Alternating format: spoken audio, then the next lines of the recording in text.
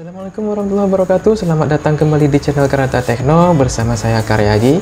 Di video kali ini kita akan lanjutkan materi Microsoft Excel kita. Kita akan membahas tentang bagaimana cara menggunakan rumus VLOOKUP. Nah, di video sebelumnya saya sudah membuat video tentang pengertian dari rumus VLOOKUP dan juga VLOOKUP. Bagaimana cara menggunakannya, apa fungsinya, saya sudah jelaskan. Jika teman-teman belum mengikuti videonya, silahkan klik di link di atas ini. Di sana saya sudah jelaskan bagaimana cara menggunakan rumus VLOOKUP-nya. Di sini kita akan lanjutkan lagi seperti apa. Simak terus.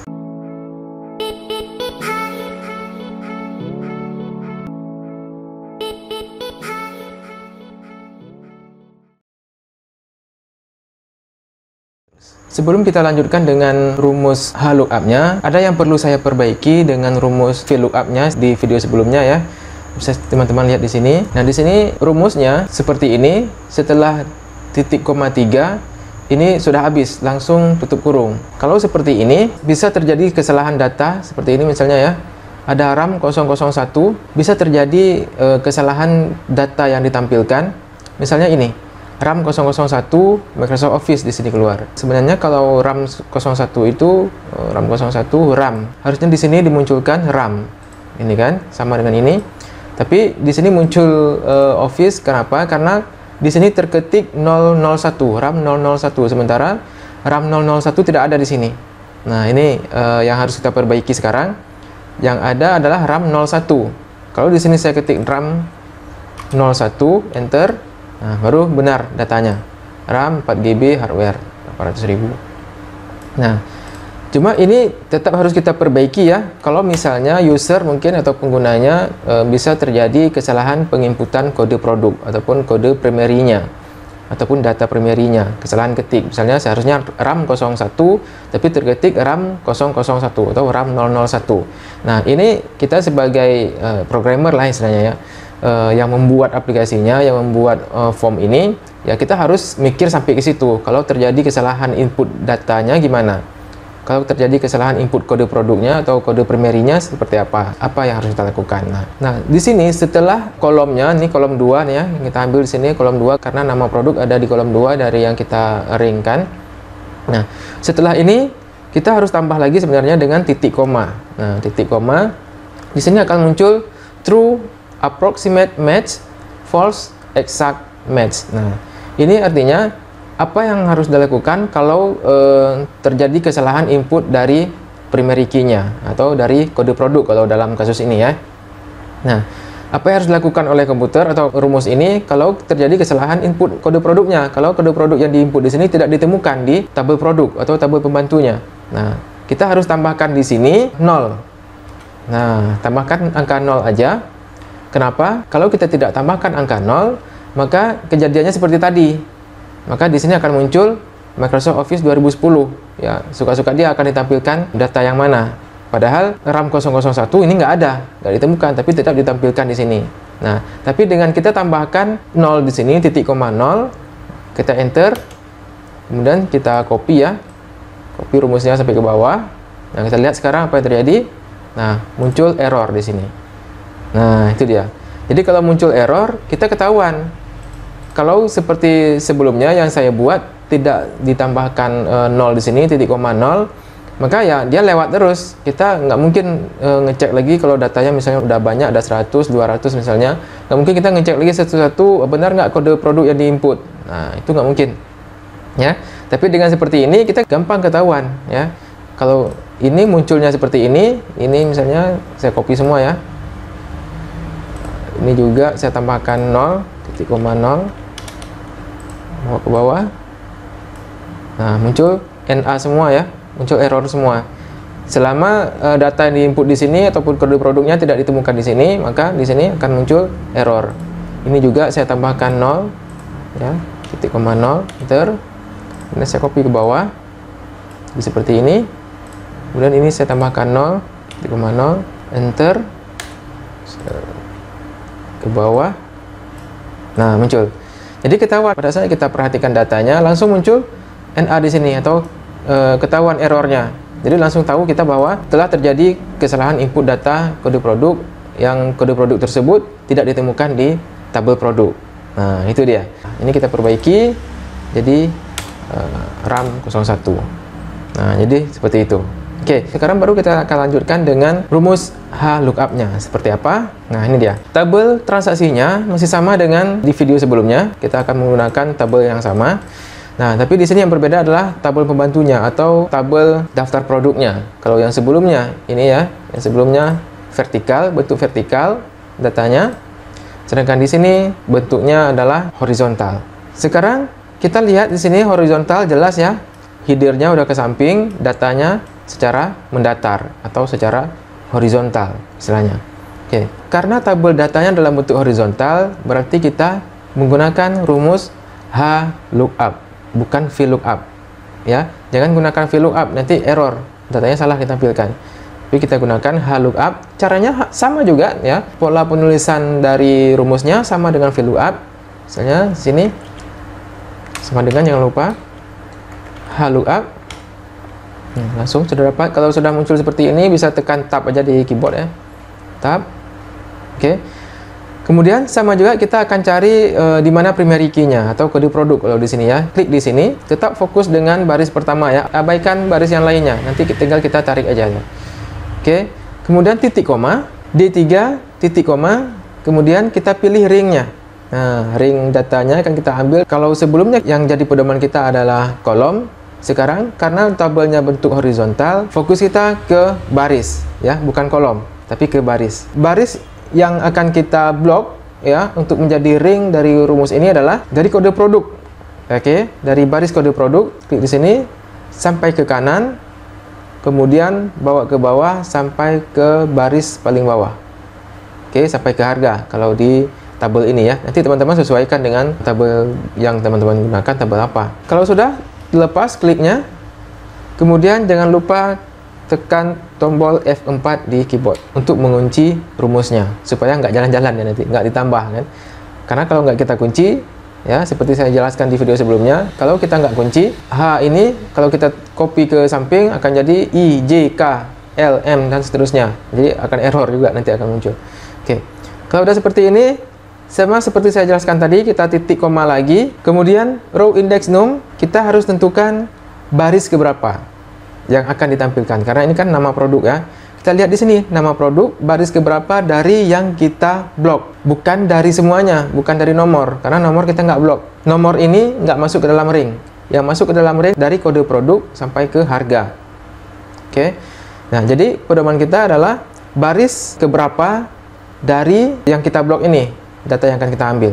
Oke, karena nama produk berarti baris kedua ya, baris kedua, ini baris ke-1 yang kode produk, ini baris kedua nama produk, berarti akan kita ambil baris kedua. Ketik 2 di sini ya, baris 2 yang akan kita tampilkan. Kemudian titik koma lagi kita tambahkan 0 di sini.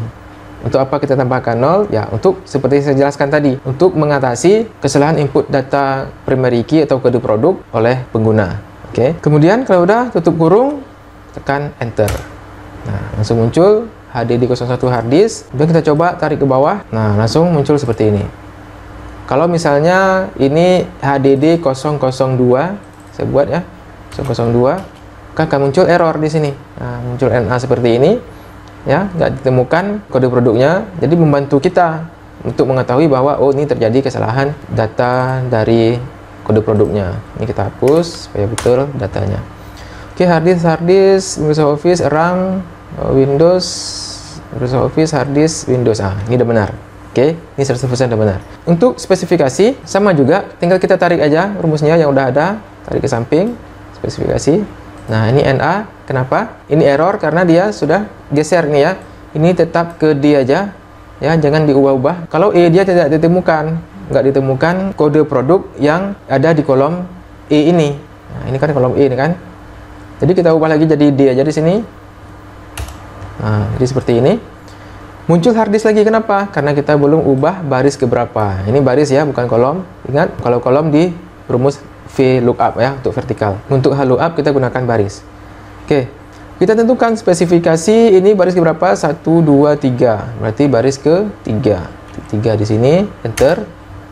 Dan tinggal kita tarik ke bawah. Nah, jadi 1 tera, 2 tera. Ini Office 10, 4 GB. Win10 kita cocokkan dengan data produknya ya. Ya, ini udah cocok, Windows 10. Oke, udah cocok. Udah benar. Kemudian begitu juga dengan yang sampingnya, kalau kita copy berarti kita harus ubah lagi yang untuk primary key-nya di enter.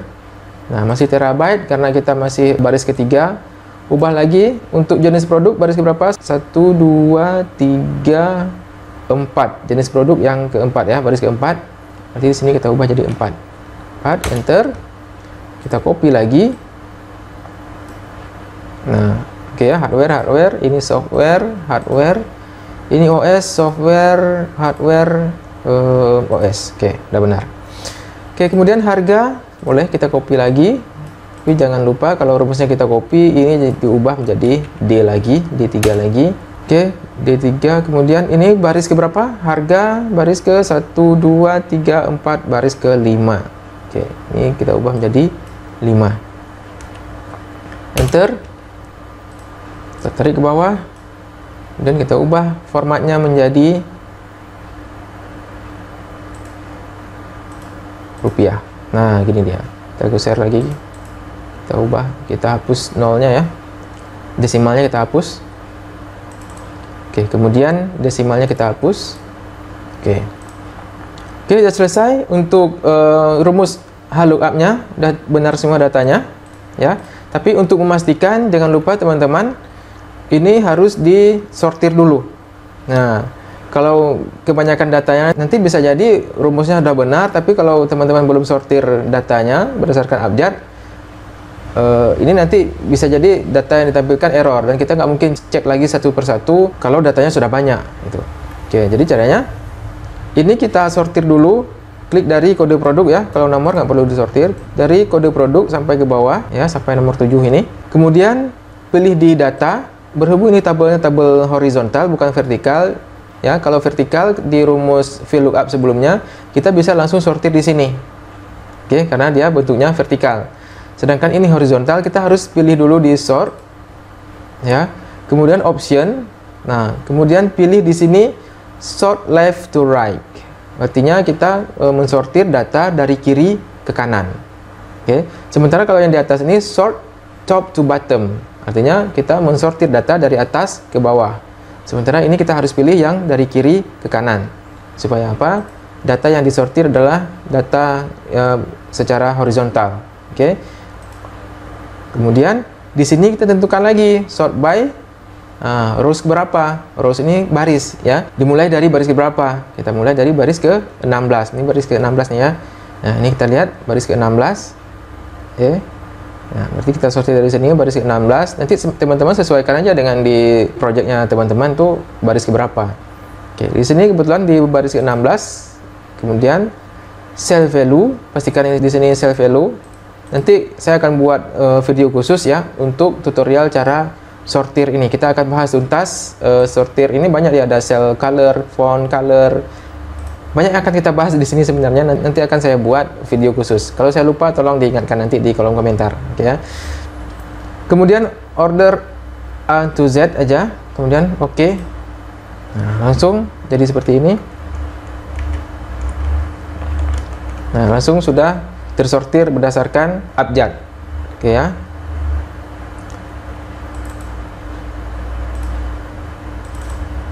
Oke, nggak ada masalah lagi. Di sini tidak ada yang error, ya sudah benar.